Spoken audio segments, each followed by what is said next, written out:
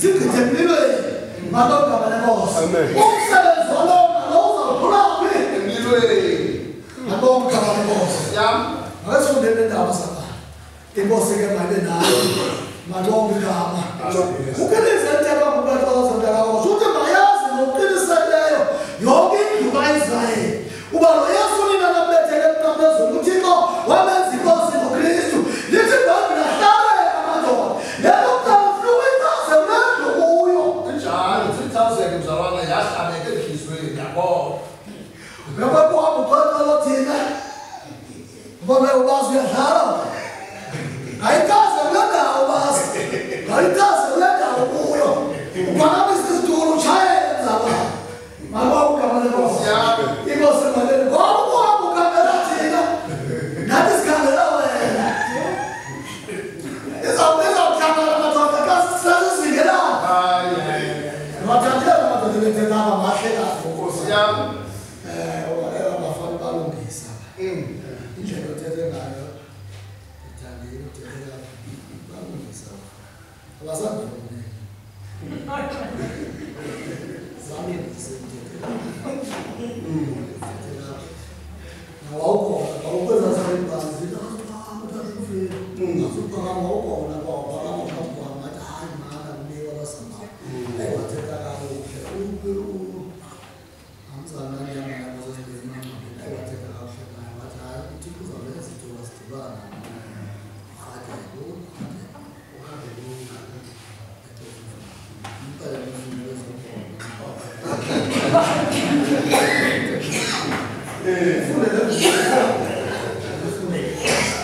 Incwadi kaPetros yokuqala ichapter ngo-3 verse ngo-20 aqala pha ku-20 ithi ababefudula bengeva Masimamele ulanda uqala ithini?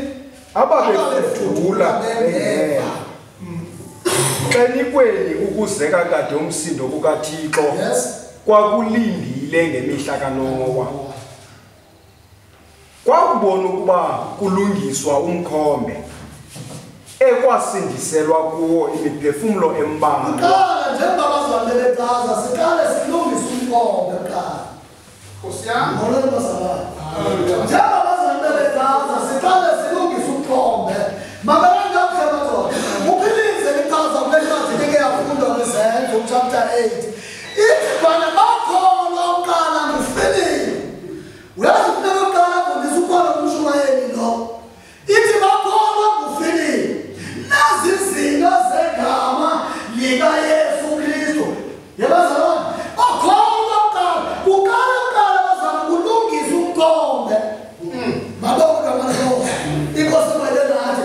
Ukuze abantu bakholwa izinto zegama. Yazambala lamathuba mzalwane nani ichaze ngawo hlobo. Ufuna bala ezi zinto bebele kudala zafaka sekusuka pha obovungane kabo. Angabe uyamama ngaba obovungane. Ngolweni bazalwane. Nkosi yami. Semsuka. Funda mzalwane. Kwakubona ukuba kulungiswa umkhombe ekwakusindiselwa kuwo imiphefumulo embalwa. Oko ukuthi esibhozo ngamanzi. Yes. Olusisindisayo ngawo nathi ngoku ubhaptizo ngokomfuziselo. Yes. Olungekuko ukulahla ubunyukunyuku benyama. Yes. Olukubuzisa kuThixo kwesazela esilungileyo ngokuvuka kukaYesu Kristu. Ibamba mzalwane. Funeka sinendaba.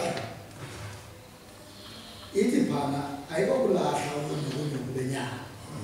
Kodwa ukubuzisa kwesazela kuThixo ngenxa yantoni? Ukindawo umzana efuneka ethi ngokuvuka kwena. Yomani bambe. Ukwindawo kwesiqaphele ngokuvuka. Nethe ukaba umzalwane ukwindawo ngasiqapheliyo phaya. Akazukwazi ukuyivakatha ngalendlela abapostoli bebeyichaza ngayo ukufa nokuvuka. Mabonke abalebosa. Angeke usayichaza uyichaza ukufa nokuvuka. Uyayithini pha? Lapho nje ithi olusisindisayo ngawo nathi ngoku ubhaptizo ngokomfuziselo olungekuko ukulahla ubunyukunyuku benyama olukukubuzisa kuThixo kwesazela esilungileyo ngokuvuka kukaYesu Kristu. Isazela esilungileyo ngokuvuka kukaYesu Kristu. Mabonke abalenkosi.